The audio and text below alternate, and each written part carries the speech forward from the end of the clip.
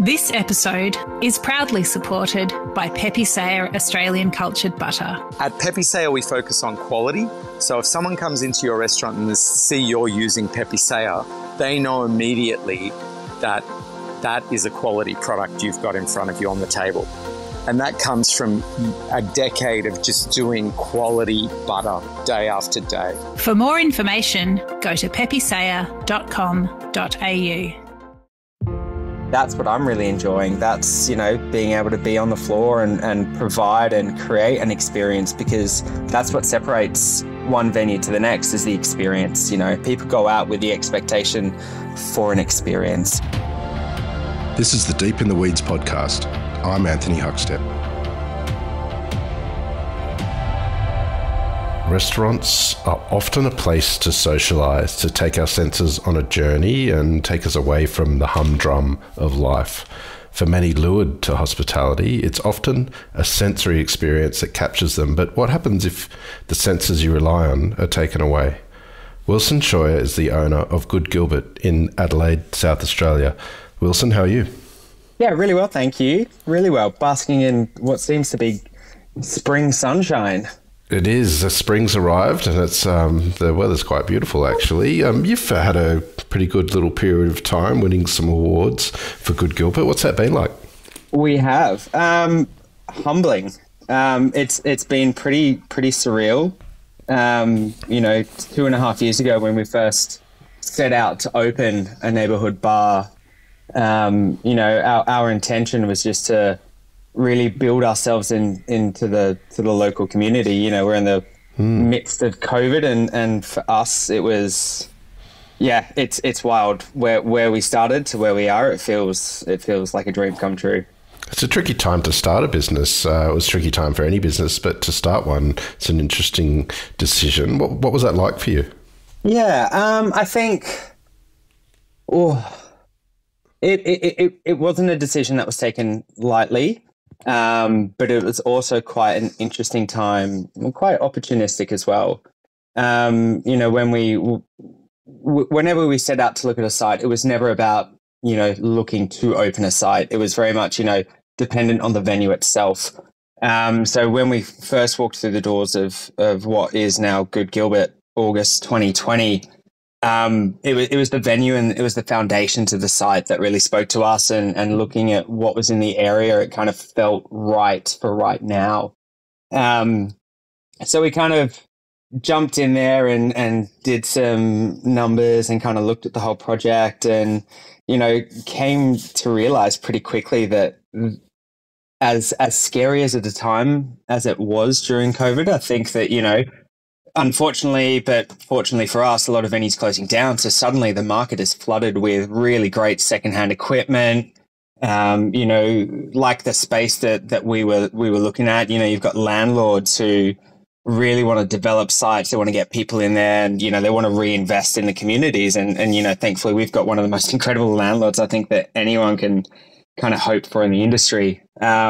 And kind of looking at that, it what felt like a very silly time to be doing it. I think, if you really ran the numbers and you really looked at it closely and planned the concepts, it was okay. And you saw a lot of that development in other businesses where they kind of flexed and remodeled and restructured and continued to trade. And I think we kind of looked at what everyone was doing, either successfully or unsuccessfully, and built that all into the business model. Like, yes, we had a declaration of state of emergency in South Australia, which gave us the ability to sell takeaway booze without a takeaway liquor license. But we got on the front foot. We got a full takeaway liquor license from the get-go to coincide with our trading, drinking liquor license. And, that was a absolute godsend because, within a few months of opening Good Gilbert, South Australia, which was probably the least affected state, we had outbreaks and we got shut down, but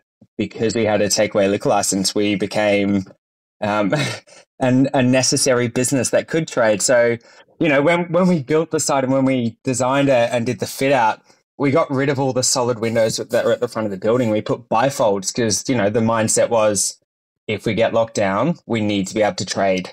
And if we need to trade, we need to be able to have contactless spaces But it kind of built into that idea of how beautiful Goodwood was and how green and leafy it was, and bringing that outside in. You know, we weren't a big space, but we could make it feel bigger by making it airy and bright.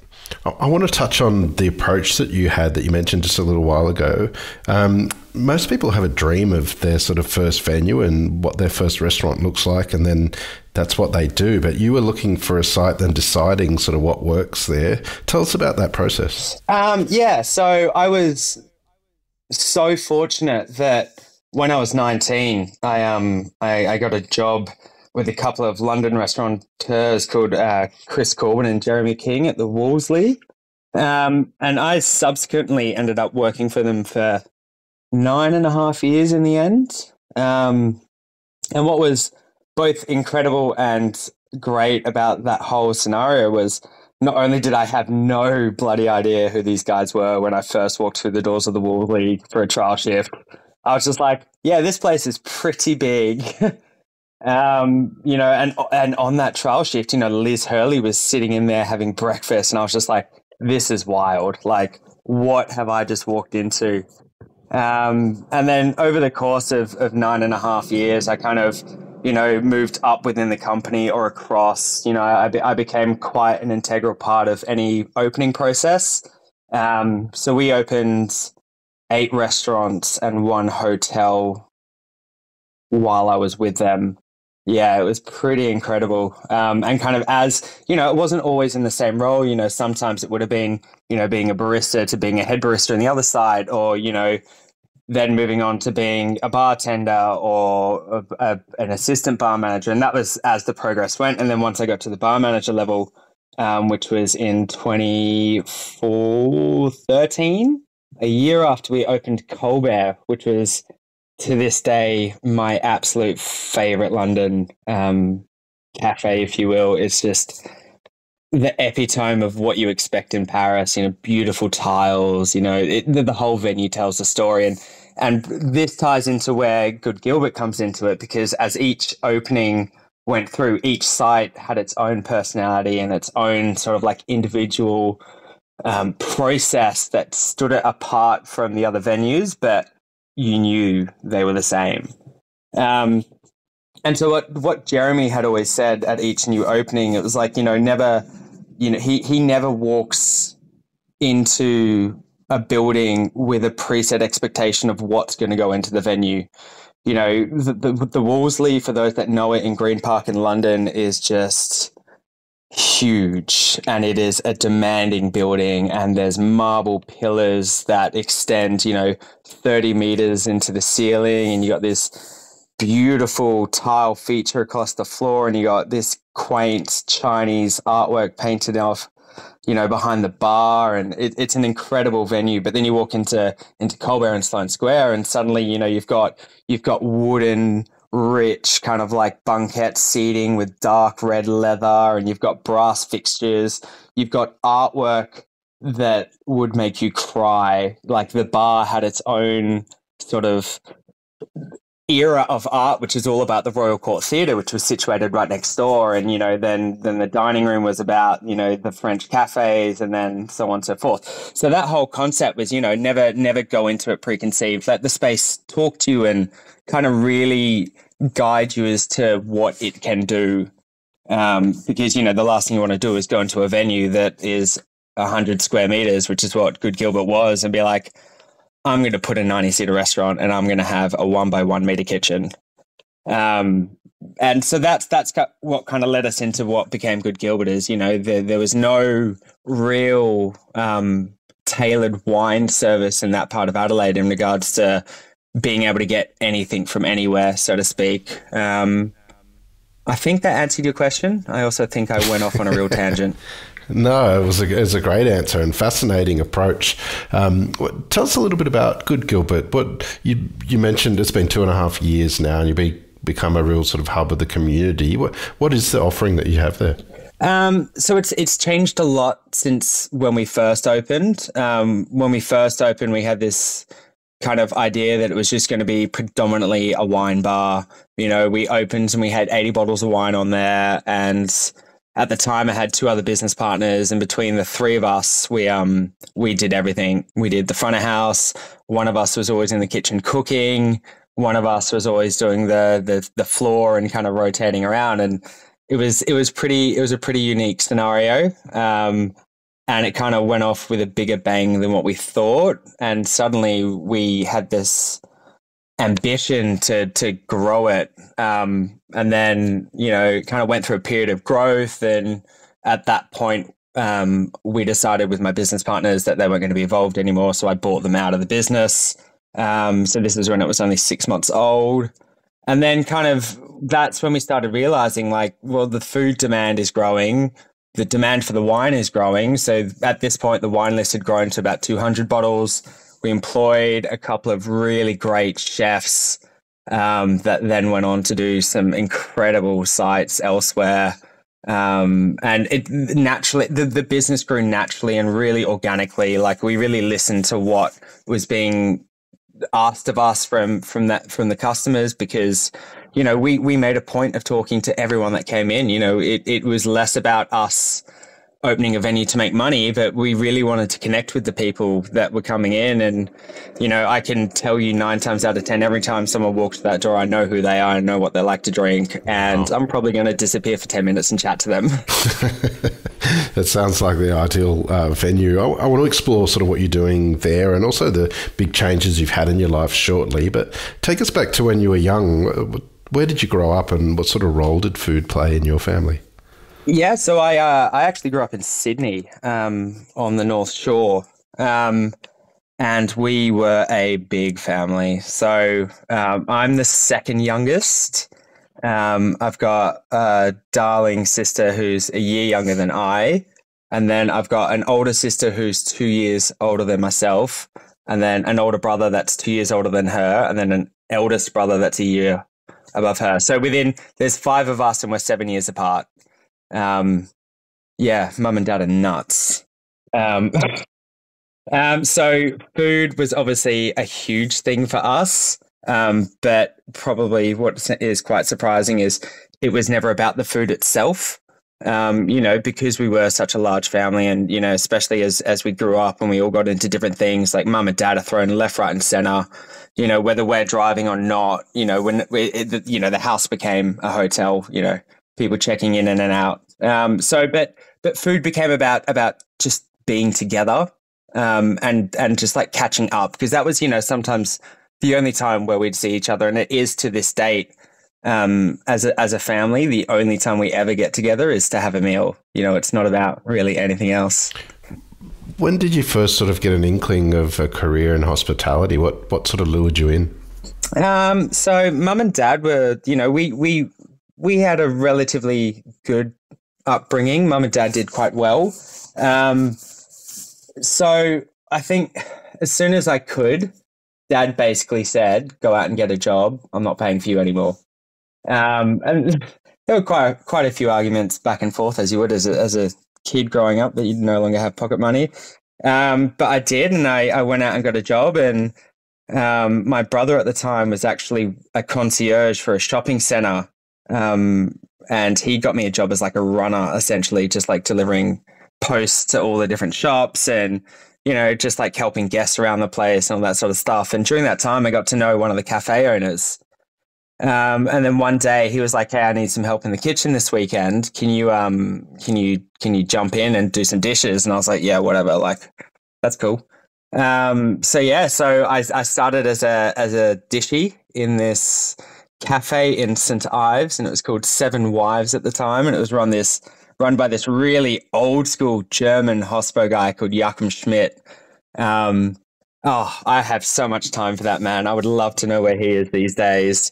I was 14 and a half, and I don't know how much trouble this is going to get any of us in, but it got to the point on Friday nights, because he lived around the corner from my mum and dad, and so he'd drop me home and we'd each drink a Crown Lager on the way home, and it was a pretty wild first experience into this side of the industry.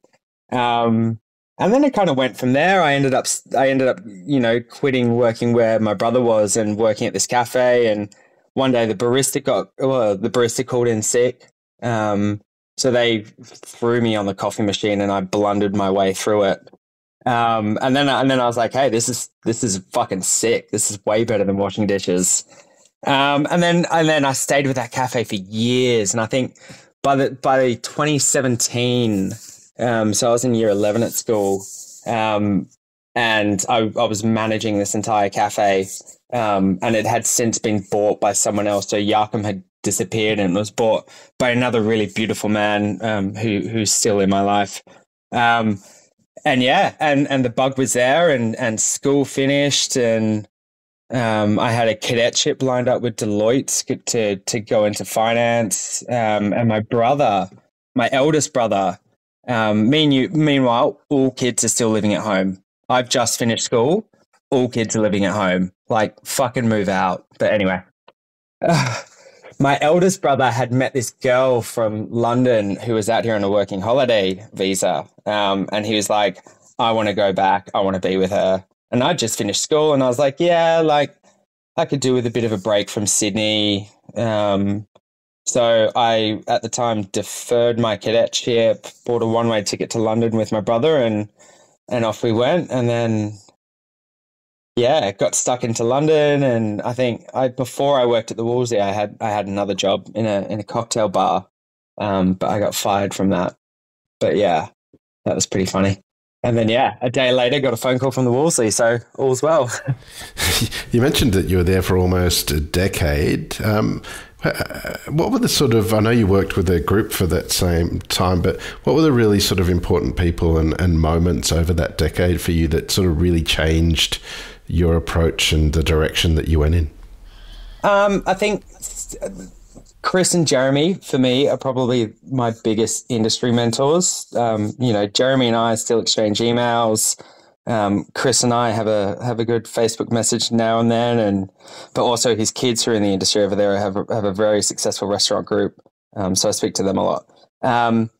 So I think that for me was pinnacle, because that's taught me everything I know. Chris and Jeremy were very generous with their venues. It's always about, instilling this idea of the venue having its own personality and carrying that detail the whole way through. And I think that taught me a lot, and that is a big standout moment. But then also the key idea of hospitality is what they taught me while I was there. When was it? At this point, I was the group beverage manager, and for the first time ever, they decided to do a private event or a ticketed event at the Wolseley for New Year's Eve. And I think it was like £250 per person. And then that was without drinks, but they cleared out, and if anyone knows the Wolseley, they cleared out the center of the dining room, and that became a dance floor. Up on the mezzanine on either side of the restaurant, they got rid of the tables up there, which were the 70s and the 80s, I think it was. And they had an orchestra on either side. And there was a big confetti cannon. And anyway, so because it was the first event, they'd asked me to be there for it and kind of look after the beverage side of it. And it was incredible. And Annie Lennox was there that night, and I was looking after her. And she asked me to dance, not for the first song After Midnight, but the second one. And like one of the most surreal moments that I look back on so fondly is dancing with Annie Lennox on New Year's Eve while my wife was on some spa retreat with her parents in Germany. That's extraordinary.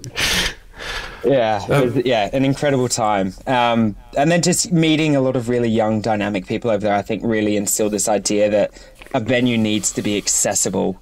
It can't be about your pride and your ego. It needs to be about itself. And, the way that the business grows is allowing, that reception from the customers and the people that walk through your door to tell you the direction to take it. Not within guidelines. You're not going to take everything that's said with gusto, but yeah. You spent a decade in London, a real formative sort of time in your life.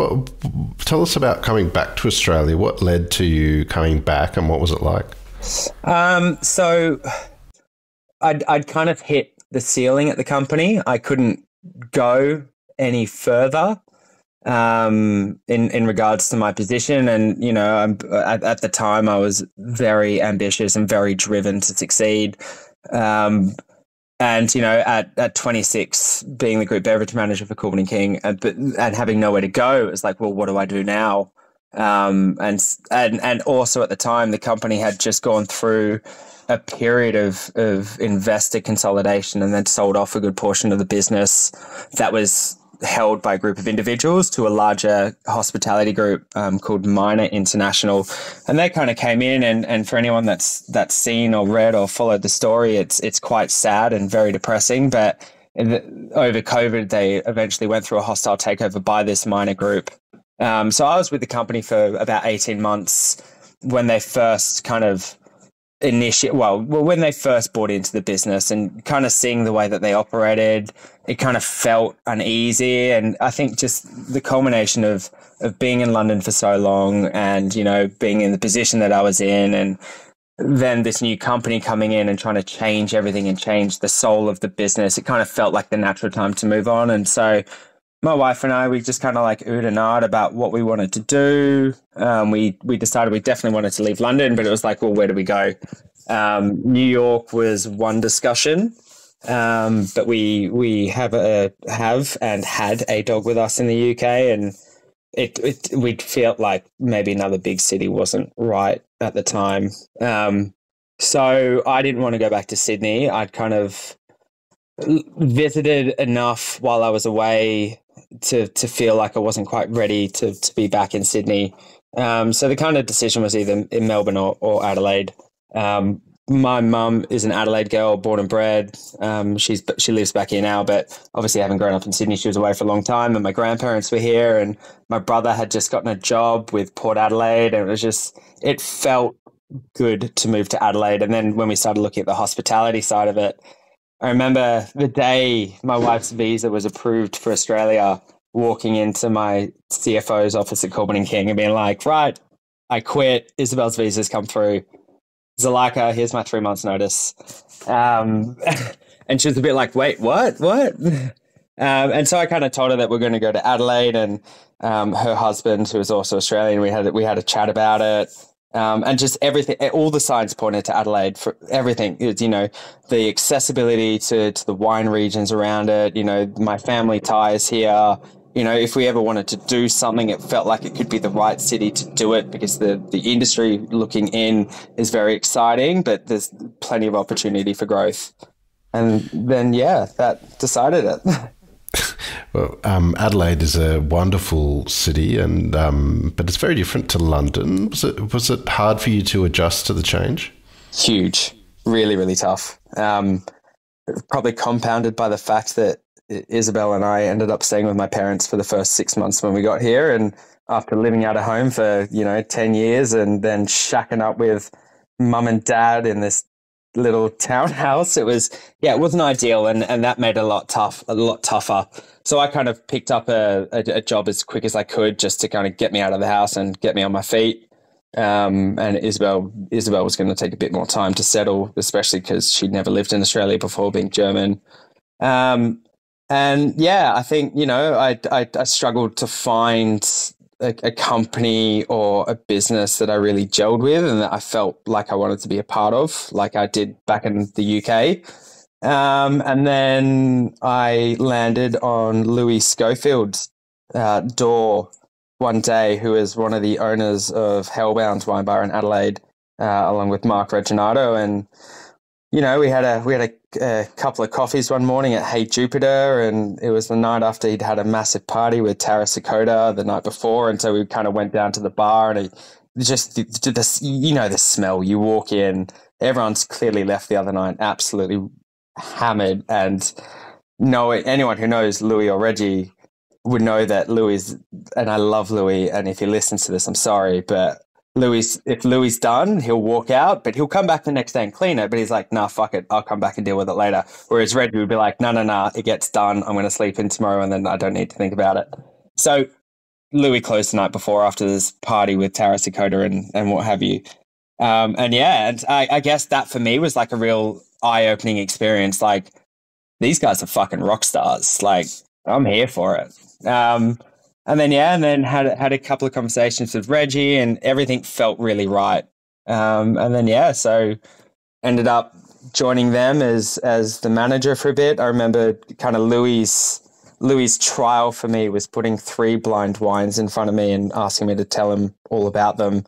And I think of the 3 wines, 2 of them I got perfect, and then the last one I got a variety and a region wrong, but the rest was right. I wouldn't be able to do that these days, but yeah. Tell us about sort of the beginnings of creating your own venue. How did it come about? I think, I joined Hellbound right before COVID, and then we went through COVID together, and just seeing the way that things kind of like happened. I think, COVID is very much a time where operators have to look after their own, and you need to make sure that you can pay your bills and pay your staff. And I kind of felt like what I wanted to do and what the boys had to do kind of didn't quite align. And then about the same time, because at this point, my wife and I decided to stupidly open a cafe. So we were running a cafe during the day, and then I was at Hellbound at night. And I think with things slowing down at Hellbound and then kind of like consolidating, and I got the bug again for the industry and falling in love with it, having worked with them and who they, introduced me to, and the relationships I built through Hellbound just gave me that love bug again that I'd been missing since I got into Adelaide. And then that's what really drove me to go on and do something. That was the idea behind opening the cafe, that would be a foot in the door of owning a venue in Adelaide. And then, that pushed us to go on and find something else.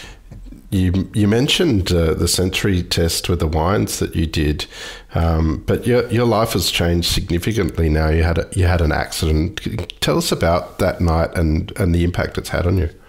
I think that's a tough one. Every day I feel quite differently about it. These days I feel better and better. So it was, where are we now? September. So probably 15 months ago. It was the end of June of last year, 2022. We were just gearing up for the expansion of the bar. So at that point, we had bought the business next door. We'd done all the plans. We were due to get keys to the venue at the end of July. And it was a very exciting time, especially going into winter, having all this stuff planned. We were feeling pretty G'd up in the business. And we were doing this really cool collab in the bar, which is something we'd done occasionally, working with like other operators that we just adore. And it was with Jimmy and Joe from SPC Pizza, based down in Aldinga. Well, he's the head chef at the Sloping Inn, but they run their own pizza and pasta club on the side, which is really, really cool. So they were doing a pizza night with us, and we thought, well, fuck it, let's like really send it, and we'll make it like really fun. Sav was working with us at that time, and Sav's creativity is just wild. And you put them in a kitchen with someone like Jimmy, who does pizzas. Well, it's just pizzas at this time, and like you're in for a bit of a party. So we decided to do like a full party theme around it. We made pina coladas menu, and we did all sorts of stuff. So we're doing a pina colada tasting on a Tuesday night. We had a few of the gang there, a few of our regulars, and I was behind the bar. So I was making all these different pina coladas. I would taste and then let them drink. So it got a bit rowdy between them, but knowing that I was just tasting because I wanted to actually taste each one. I wasn't really interested in drinking per se. So anyway, ended up closing up the bar. Everyone was kind of heading home. A few of them decided to hang around. So I was like, yeah, just kind of like, you guys know the drill, lock up and do your thing. I got on my scooter, I'm scootering home. And, at this point, I'd say throughout the evening, I'd had one full standard drink. I had a full tin of beer sealed in my breast pocket on my jacket for when I got home. And I was just like ready to get home. I was excited, a few really great things coming up, and then just came around the corner a bit too quick. I have no recollection if it was a rock or a pothole, but it must have been something along those lines. But next thing I knew, I kind of woke up and I was just lying on the ground. The scooter was in one direction. The helmet had bounced off my head. my bag was one direction, my glasses were somewhere else, and I was just like, what the actual fuck just happened? And I kind of looked up to my left and I could literally see my garage door entrance. Like I was so close to home. So I managed to pull my phone out of my pocket, and I kept trying to call Izzy and she didn't answer. And so I kind of managed to get up WhatsApp and I just went, help, help, help. And then I saw the garage door come out and then she came just running out. And at this point, I've kind of like tried to collect myself and kind of stand up, and I was on fire. I felt dizzy, but like my body was on fire, and I was just like, Jesus, like what the fuck just happened? My beer did not break, which was incredible. So anyway, so I finally got up with Izzy and kind of collected our things and moved inside, and you know, I was bleeding from the back of the head and I just felt awful. And Izzy was like, right, let's call an ambulance. I'm like, no, don't be ridiculous. You know, at this point, there's like a real serious, and still is a very serious issue with ramping in Adelaide. I was like, don't be ridiculous. We literally live like we live a 5-minute drive from the Royal Adelaide. So anyway, we called the emergency line and just kind of like spoke to them, and they're like, we should send an ambulance. And we're like, no, it's okay. So they wanted, because of the pain ricocheting down my back, you know, they were worried about my neck, but I was kind of moving okay. So they were fine with like us driving there. So we got there, went into emergency. They gave me a couple of painkillers, and then I laid on the floor for about 6 hours until we finally got seen. Went into another bed. They left me on the bed for an hour before finally sending me for an x-ray. Came back, the doctor had a quick chat, looked over everything else, and was like, okay, well, you know, you can either stay here or you can go home and we'll call you with the results. And I was like, okay, well, this is all really fucking weird and a bit shit, but you know, we're tired and we're frustrated. And at this point I was just like, I just want to go home. Like, I just want to sleep. So went home, and I think, you know, 2 hours later got woken up with a phone call from the doctor saying, hey, you've broken your back. If you feel any numbness or tingling, please call an ambulance. Otherwise, don't fucking move for 2 weeks. Yeah. And that was a bit of a shock. So I just kind of like semi-rolled over and kicked Izzy awake, and we kind of sent a group message out to the people that needed to know that I was going to be out for a little bit. And then I kind of woke up later, and just like my whole head was swollen and just like excruciating pain everywhere. And I just thought, you know, it's probably just the shock. And then a couple of days went on, and I just kept waking up with just the most awful headaches. And then I was like, look, this isn't right. So I went and saw my GP. She managed to slip me in because of the urgency of it. And she's like, right, you know, what did the MRI say from the hospital? And she's just like, what are you talking about? And I was like, what? Like, so then they never did an MRI, you know, the hospital never did any of that. It was just an x-ray of my back. So she ran a pretty thorough concussion test on me, and she's like, yeah, look, this is pretty significant, but there's not much we can do about it now. So she gave me a pretty hefty prescription to some painkillers, and was like, you know, I'm going to call you every couple of days. We're going to run this test over the phone sort of thing, and we'll kind of play it by ear. So once the headaches kind of like pulled back, thanks to the painkillers, like, you know, I started feeling better. Like, I wasn't up and about so much, but I could move around relatively head pain free. The physical pain was still there, but and then it was it would have been almost 2 weeks after the accident. I'd been invited to this, and I don't know if I'm allowed to say this, but I'm going to say it, and I'm just going to be very quiet about any names and stuff that I use. I got invited to this ridiculous lunch that a supplier occasionally hosts at occasional restaurants, and it's a pretty insane wine offering, and it's the kind of event that if you ever say no to, you never get invited back, sort of thing. So I was like, absolutely, I'll come. So I went, and I'm sitting at this table full of some of the state's industry leaders of wine, drinking some of the most insane wine I've ever seen in front of me.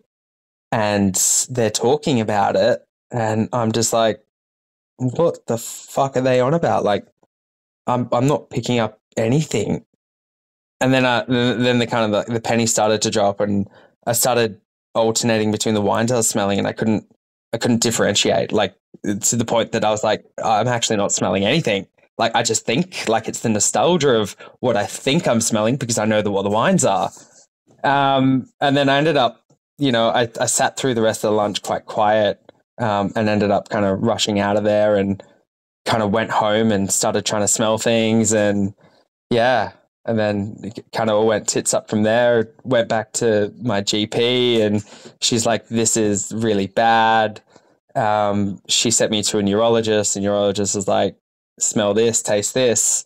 And all of this had been expedited, like, considering that I'd gone public with this just because it was just easier at the time. Well, I thought it was easier at the time, but, my appointments were 2 days apart. Like, I wasn't waiting weeks on weeks on weeks. And then ended up going to get some pretty nasty MRIs done and a few different variations of that. And then I'll never forget, it was the day of my grandmother's 90th, my grandmother's 90th at my brother's house. And I had to go get these scans done, or these other scans done in the morning. So, and I'd been at a wedding the night before, and I was designated driver because everything that was going on with my head. And anyway, so I remember leaving, and because of the way that the system is, which I can completely understand, you try and pry the text when they're doing these images of your brain. I'm like, oh, what do you see? Is it, well, and they're like, don't know, we just take the pictures, dude. I was like, what the fuck? But they gave me a copy of all the scans when I left, and I got a few friends in the medical profession. So I rushed back to my brother's house where he was hosting the 90th because I had to pick up the cakes from my grandmother from Sav, who had baked them for her. And then so I grabbed the cakes, ran to my brother's house, realized that all the scans were on a CD. I was like, who the fuck has a CD drive? And of course, my dad has a CD drive. Perfect. So I jump on his laptop, I'm looking at the scans, and I'm sending pictures to people.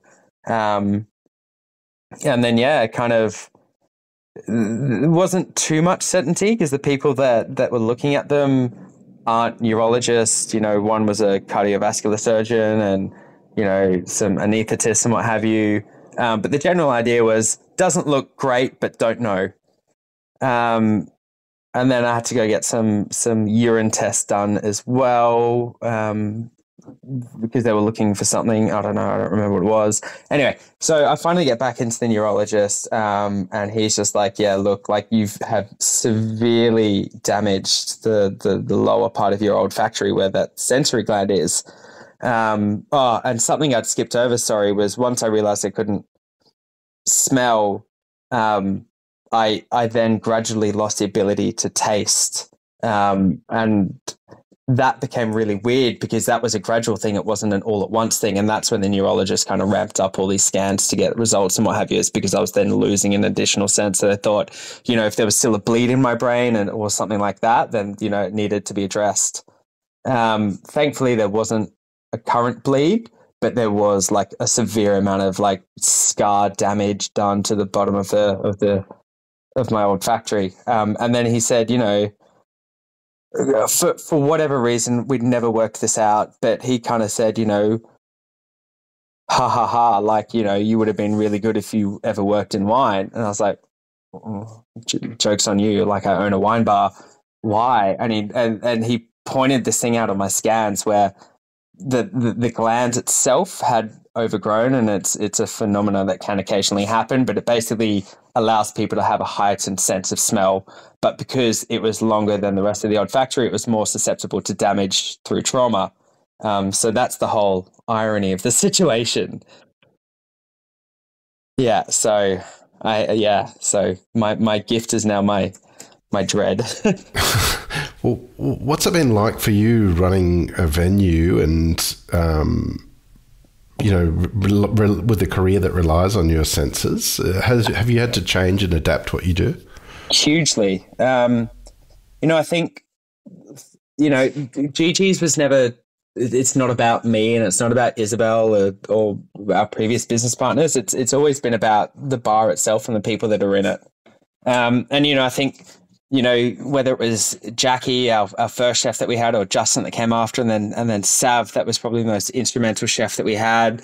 These people have all left lasting impressions. And whenever they've been in the business, we've always, been so proud to work with people like that. And we've always jumped up and down and sang about them, and deservedly so, because they are literally the people that are bringing people into my business. They are substituting people spending money and allowing us to do what we do. And, for that and a lot of our staff, we are so grateful because of what they do. And I think that that's really allowed me to step back from the business in that regard, not get so caught up on being the only one that orders the wine and writes the wine list. And, it was the same with the chefs. Like, I'm not a fucking qualified chef. I'm not going to tell you what should be on the menu or how we should be doing stuff. Like, just go, baby, make it fucking fun. I'll tell you when to stop, sort of thing.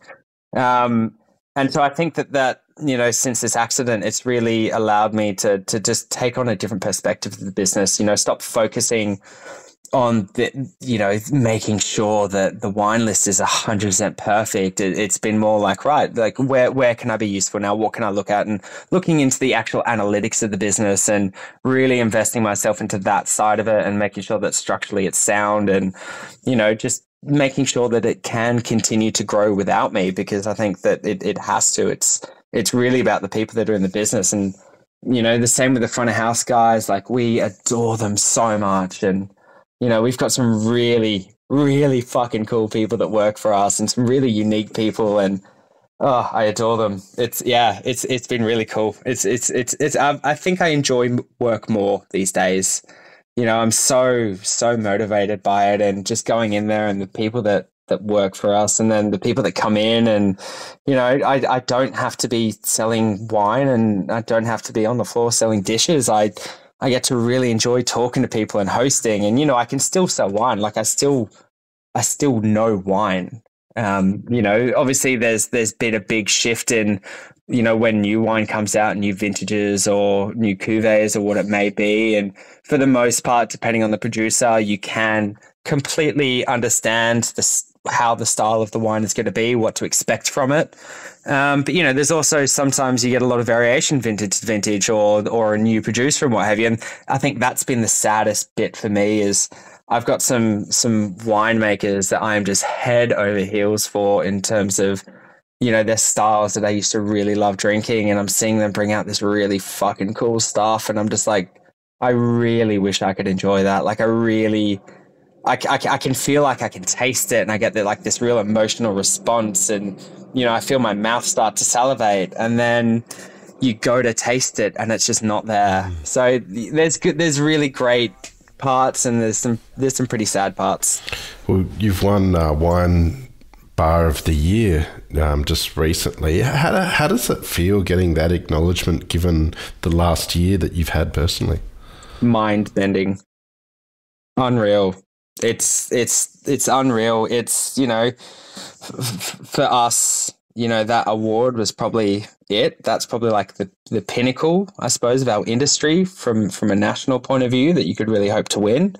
And it leaves the what's next sort of thing, but it feels good. It feels like everything we've put into it is really starting to show. It's been a pretty turbulent time. There's been a lot of change in the business, a lot of growth, a lot of money spent with the expansion and delays, and it's been a troubling year. And then my dad had a pretty severe stroke at the start of the year, and he was in America when that happened. And it feels like it was blow after blow after blow after blow. But these last 2 weeks have been phenomenal. We feel on top of the world to take out that award. And then that same weekend, I ran a half marathon for the Australian Stroke Foundation. I feel excited. I feel humbled. I feel grateful. Well, it's absolutely extraordinary what you do, and incredible life change for you, particularly over the last year. What do you love about what you do?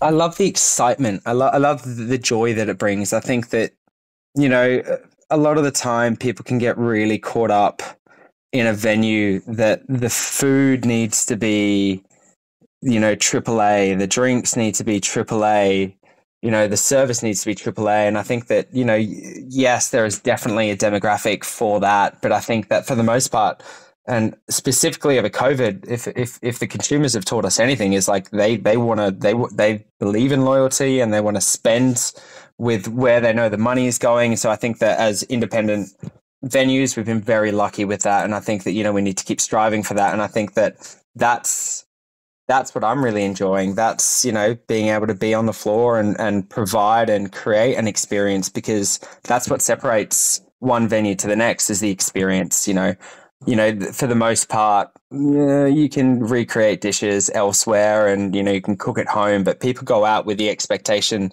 for an experience. You know, Jeremy and Chris always said it really beautifully. It's like, you know, actually, I think you were talking to someone the other day, and I also think they said something very similar, is this idea that, you know, sorry, I apologize. That was Ruthie Rogers.